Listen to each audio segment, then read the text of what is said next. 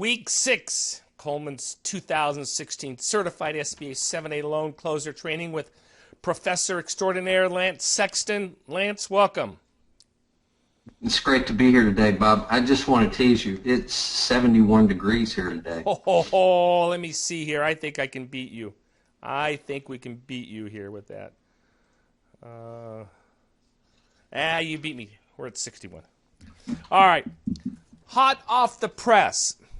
Fraud Friday. We're releasing this. Everyone's going to get this in the next 5 or 10 minutes if you subscribe to this stuff. Guess what? A business acquisition loan went bad. Guess what the problem was? Equity injection verification, Lance. Now, this is pretty cool. $1.7 million loan. It was to purchase a business, obviously. The credit union got Wachovia Bank financial statements showing March 31st, 2009, $504,000. They got another one, April 30th, 2009, $512,000. They even had the check. There was a check that coming out of that account for $375,000 that was endorsed to prove that that's where the money came from. It was all made up. How do we protect ourselves, Lance? Well, I think as a good participant bank, you do what the SOP requires. I mean, and it sounds to me like the credit union did much of what the SOP requires.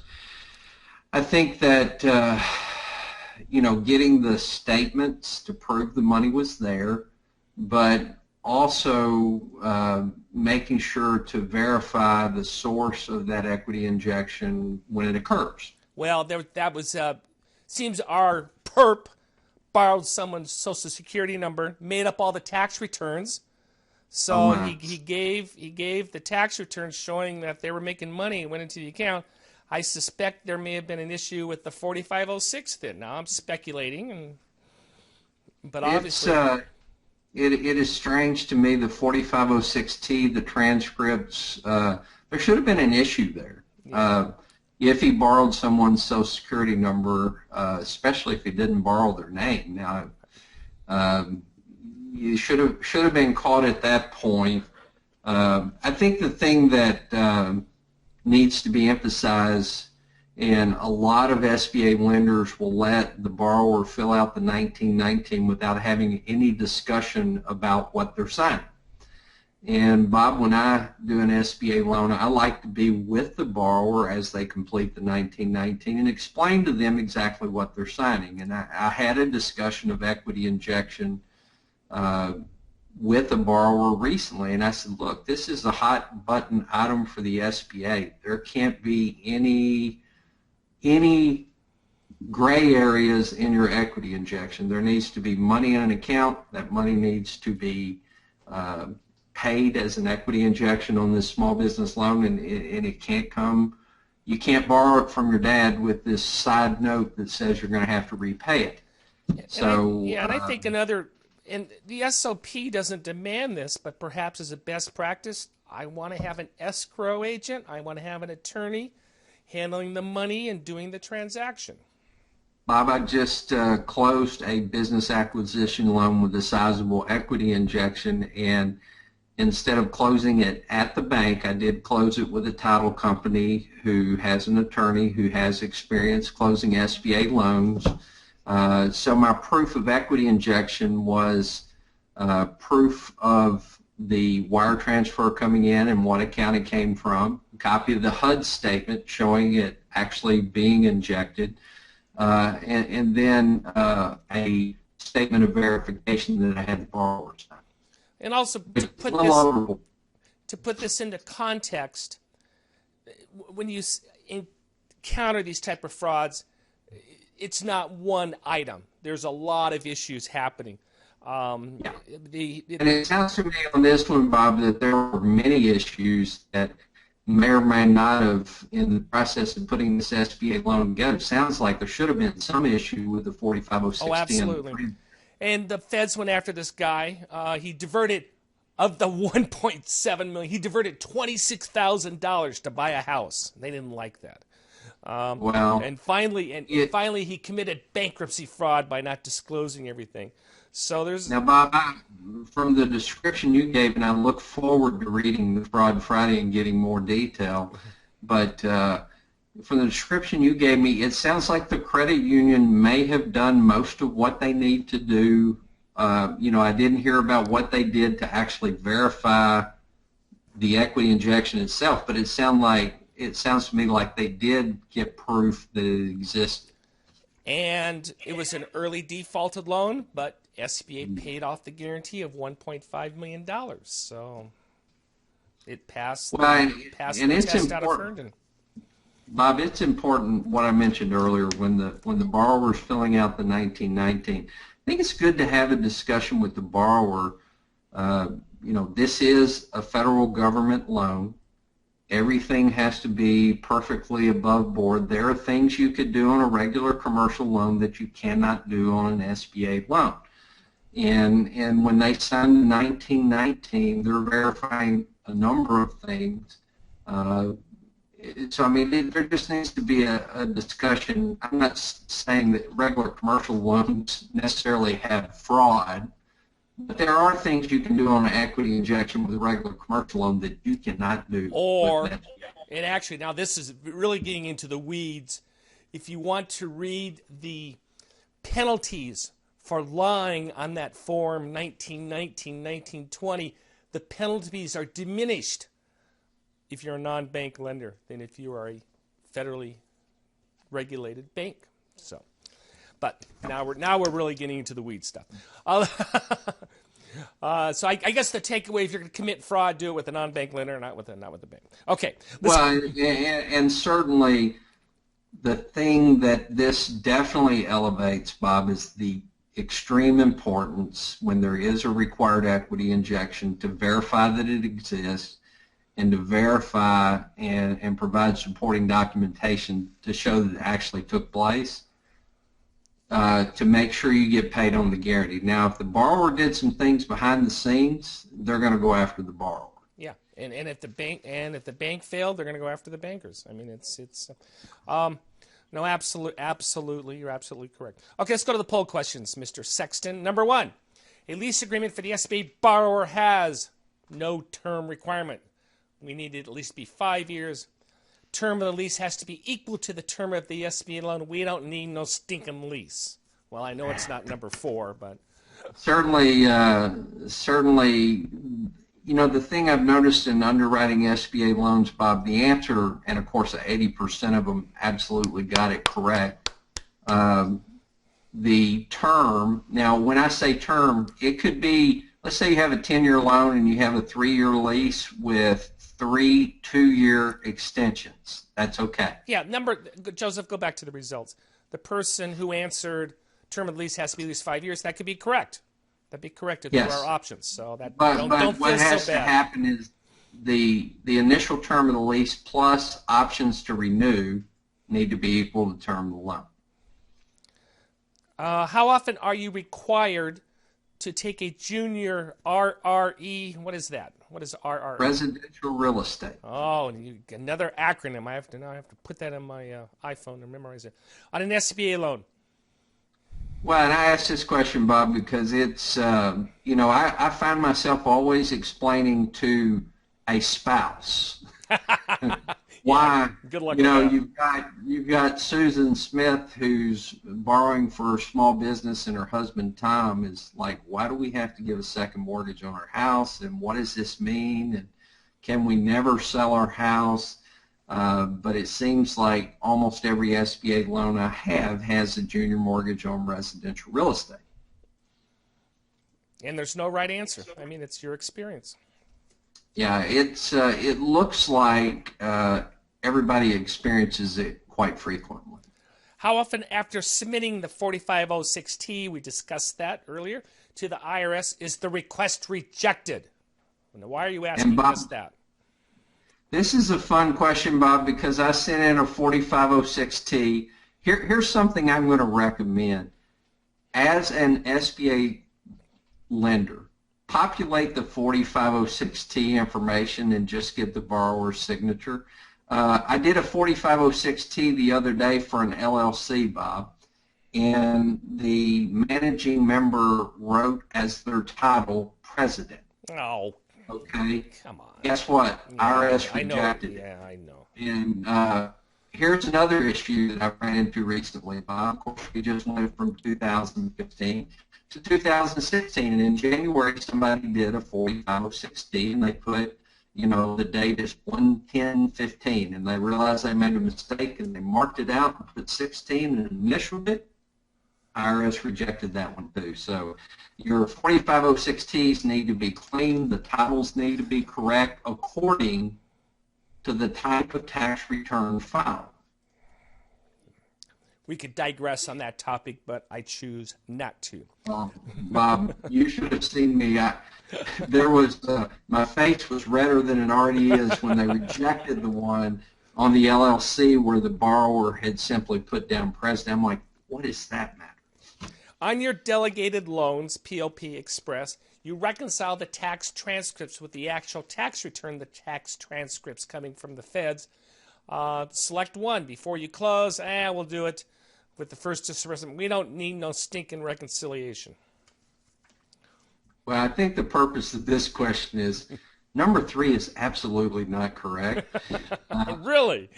We want to make sure we reconcile the tax returns, and your delegated lenders, both answers are correct. Yeah, interesting. Interesting. Good for you. Those of you who say, fine, we'll close the loan, we'll do all that, but we're not going to disperse a dime until we get that back. So I think that's I don't have an issue with that. My preference is to reconcile before closing. Yeah. Because it is a more difficult situation to explain when there is a variance, and it does cause a problem with the SBA loan if you've already closed the loan. It's and not you just difficult to explain. Mr. Sexton, you said you made $85,000. IRS says you lost $50,000. That's not difficult to explain. You may have difficulty explaining it, but not the banker. Yeah, but it's, again, both answers are correct. On a delegated lender, you just have to do it prior to the first disbursement. But I prefer to do it before closing. Yeah. But what I appreciate of the question is, if I think you're absolutely correct, but if there's an unusual circumstance where, hey, let's just close it, and everyone understands we have to do that, I don't have it. I think that gives the lender a little leeway. I think it's a personal preference, Bob, as a prudent lender. So whatever you feel comfortable with. Yeah. I have a loan I am working on to open an edible. What? Oh, I have been interrupted. What percentage of your SBA lending is franchise business? Interesting question. Why do you want to know this, Lance? Well, I'm just curious. Of course, there are some more steps that you need to go through. The one thing I want to throw out that hopefully you're doing is you need to have an executed franchise agreement in your file. That may occur shortly after close, but at some point, prior to closing, you want to copy the franchise agreement for review, and you want to make sure that the franchise is acceptable to SBA, but at some point, you want the executed copy in file. And for those of you who have not closed one, don't be scared of it. It's not difficult. No. And Lance has gone through that. Just make sure you get it, verify that they're eligible, and we all move on. All right, now I can read my question. I have a loan I am working on to open an edible arrangements franchise. We are requiring $35,000 equity derived from personal cash. My client paid their fee back in a year ago, so I requested his March and April bank statements to verify those funds. There is a deposit showing an amount of $42,000 coming from a line of credit in March, then the withdrawal for a $42,000 cashier's check to pay the fee. So the questions are, A, do I need to go back that far to verify funds? B, do I just request the latest 2 bank statements before disbursement? And the second question is, do I need now to verify the line of credit for what was the name? Was there a house involved, et cetera, et cetera? What do I do with this mess, Lance? Well, if we're going to, and one thing to make sure on this question, they're saying they bought the franchise well before the loan occurred. So, yes, getting the March and April statements, verifying that the money existed, showing that the money was used for the purchase of the franchise, but you also need to look at the source of that money, because in verifying an equity injection, particularly if they're using a line of credit, if it's, say it's a home equity line of credit, it's okay to use that, but the repayment source for that home equity line of credit cannot be income from the business. So if you're relying on from the co-borrower on that line of credit, you're going to need a spouse that has an adequate income to cover that payment. Yeah, that as presented, that's not equity injection. Unless in the last, it's not equity injection. So I don't know how you do well, that. Well, the other thing that I would want, again, they have a copy of the withdrawal. I'd want either a copy of that cashier's check that was used to actually buy the franchise agreement, or a receipt of some sort from the franchisor. Yeah, I would go to the franchisor. You know, we started off this presentation with, and it's becoming more and more common. I read about Photoshop fraud docs every day. We didn't have that issue 10, 15 years ago. It is becoming more and more prevalent. You've heard me speak about Craigslist. For those of you who want to have some fun, type in obtain bank statement on Craigslist. You can buy whatever you want on there. You can buy equity injection documents very easily. Okay. Hopefully, Bob, you can't buy my bank statement on Craigslist. Well, let's find out. Joseph, you want to?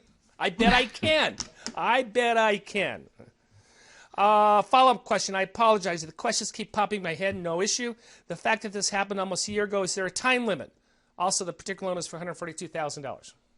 Well, there's not necessarily a time limit. This was cash that was used for business purposes. It's just important that you verify the source and you document that the money was, you verify the source and make sure that, for instance, it indicated they drew it from a line of credit. Make sure the line of credit can be paid back from resources other than the small business.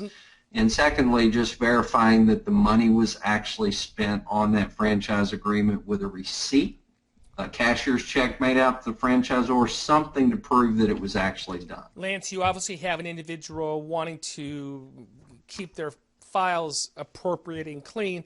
Let's say that this was a total mistake by someone, that it was a line of credit in that individual's name, it was unsecured, and the bank used that. What do we do with that situation? And the loan's current, so I'm not worried about that yet. But what do I do? I know I have an exception. What do I do? So if we go back and we find out that the line of credit requires income from the business, I think that is something that you need to do some financial analysis and see if there's a way to show that they can repay it from some other source. Absolutely, and that's what I would not let it sit and fester. I would say, okay, I have an exception. Let's try to be proactive. Let's shore it up as best as we can. And I would even say, but you know what, gang? Hey, they could have gotten a home equity line of credit. They could have used the spouse's income. So I would try that type of argument. But well, and I think one thing that you bring up that is very critical, Bob, is, you know, as you know and many others know, I spent a lot of my life working on the liquidation and getting paid on the guarantee. And your success in getting paid on the guarantee relies on you not ignoring an exception that exists, documenting it as best you can. Sometimes SBA effort counts. So a memorandum that states we recognize this exception, we went to the ends of the earth to try to clear this exception, we were not able to do it, that sometimes will get you by. Yeah, and I would put that right up front if this ever goes to purchase. Say, hey, we understand we have an issue here. Let me tell you what our thinking is. As you said, you're going to have a much, you may not succeed, but you're going to have a much better chance of succeeding than if you ignore it and just send it in and hope SBA won't find it. You're exactly right, Bob. You know, if you try to hide it in the middle of your PDK, don't do it. Don't do it. In fact, SBA in the new SOP, they have changed the wording that says participant lenders must disclose all. It's a partnership, and if you know something, you better tell us about it. So they're all right. We've beat that to death. Stump the professor. Go ahead, Lance. When we take a second position on a personal residence as required by the SBA, do we take the full amount of equity or up to 80% of the LTV to be considered fully collateralized compliant? Well, I think that in a majority of circumstances, Bob, the reason a junior residential real estate mortgage is taken is because the business assets do not fully secure the loan. You're going to take a mortgage for the full amount. You know, I've had a number of loans, Bob, that were not fully secured. We took junior residential real estate mortgages on all the guarantors, and it still wasn't fully collateralized. But in this particular case, you're going to take the full amount. But let's say it's a $140,000 loan, and they were $40,000 short of the collateral, and there's $200,000 equity. You can take a partial. You can take a portion. That's exactly right. And the other thing I want to point out to all of our lenders: this is not a servicing class. But here's a servicing tidbit. Yeah. And of course, I've had quite a bit of experience servicing SBA loans. Release the collateral is a unilateral action. Quite often, junior residential real estate mortgages that are taken on SBA loans have zero value.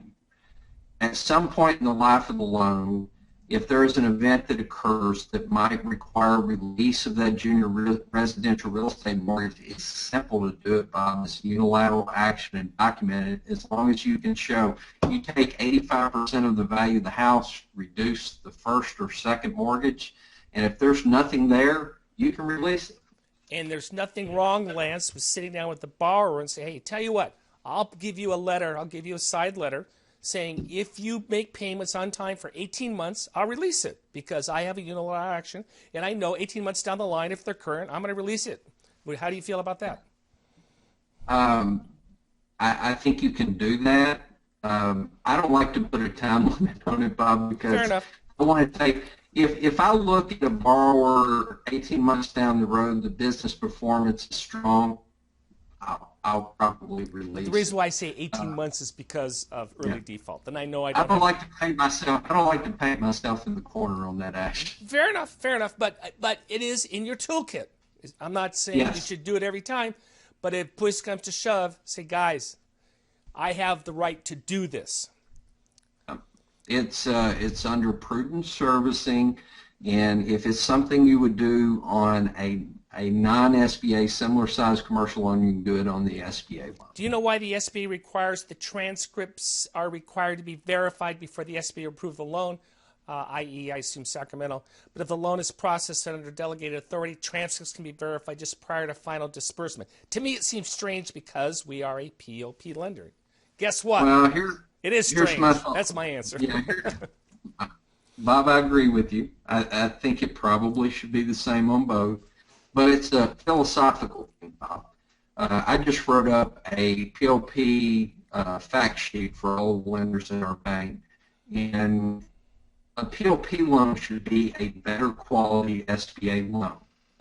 The loans that are submitted for GP processing, typically they're going to have, for lack of a better phrase, a little hair on them. They're going to be a little more difficult or challenging SBA loans. So in the case of a PLP loan, you don't have to verify until prior to the first disbursement. On loans submitted under GP, they want to make sure that the tax transcripts and the tax returns match. I have no issue with the SBA asking for that up front. I really don't. No, I don't either. And it's like I told you, my preference is to verify before close, whether you do Express, it PLP or GP. On E-Tran, on the application information tab, there is a question. Is the loan collateralized? Yes or no? If this is yes, if the loan is 100% collateralized, or we have as much collateral as possible. Oh, I like that. And what does it mean if I say no? Bob, if you have any collateral, the answer is yes. Okay, very good. If it is an unsecured loan, the answer is no. Again, if you're working on E-Tran or SBA 1, hopefully soon everyone will be working on SBA 1. Funny thing, Bob, on SBA 1, I got a how are we doing survey the other day from SBA 1. Yeah, if you submit enough loans to SBA 1, they want your opinion on how it works. And what is your opinion? I actually like SBA One. One challenge that I've had, in fact, in terms of putting the loan in, I believe it's easier and more comprehensive than E-Trend. My only complaint is when they get to the processing center, you know how they show you the screen and it shows you have loans in underwriting? The processing center never moves them to close. So I have 2 loans that have closed that were done with SBA One that still show they're in underwriting. No. And I have a couple that are actually in underwriting. It's not a big deal, and they'll get that ironed out. You want it clean. But the answer to this question is, if you have any collateral, the answer is yes. If it's unsecured, the answer is no. Let's get everyone out of here in 5 minutes. We're running long, but we're having fun. Week 6, what did we talk about?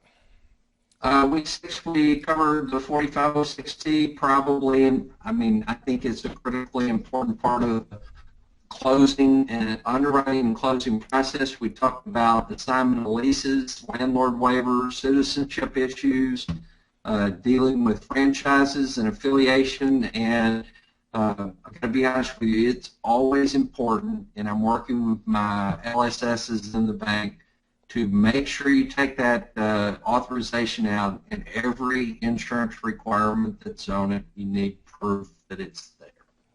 Week 7, by the way, has been uploaded, correct, gentlemen? So it's ready for your review and your enjoyment. What's week 7 about? We talked a little about construction loans, payment of the guarantee fee. It is always important.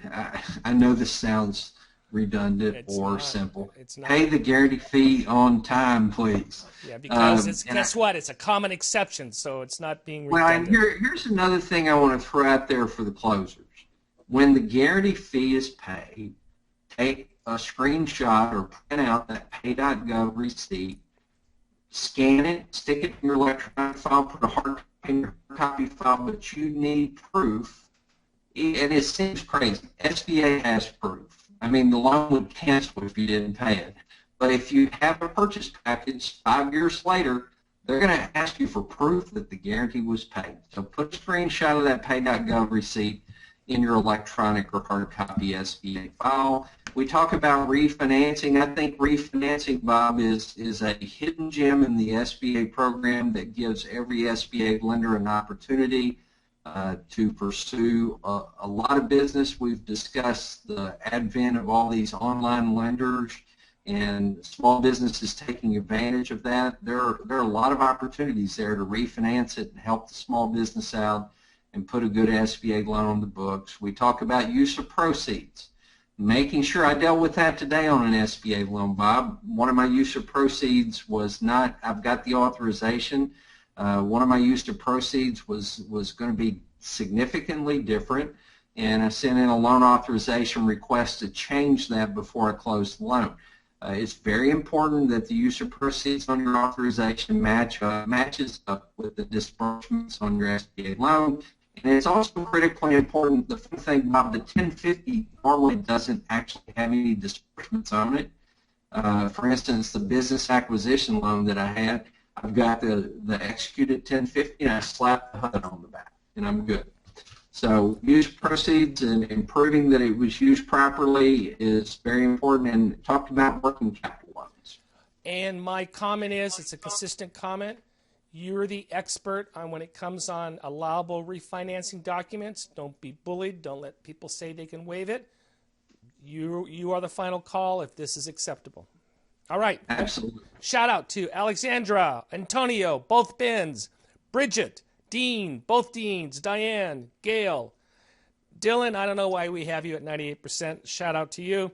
Joel, Kayla, Kimberly, Lisa, Mary. I understand it's pronounced Priya? What is it, guys? Priya. I'm getting closer, I think. Sonia and Sue. Congratulations, that. Lance, I hope you take my note. I will not be here next week, but I will join everybody for the final closing on week 8. Guys, we look forward to it. Have a great weekend. Have a nice weekend, everyone. Bye.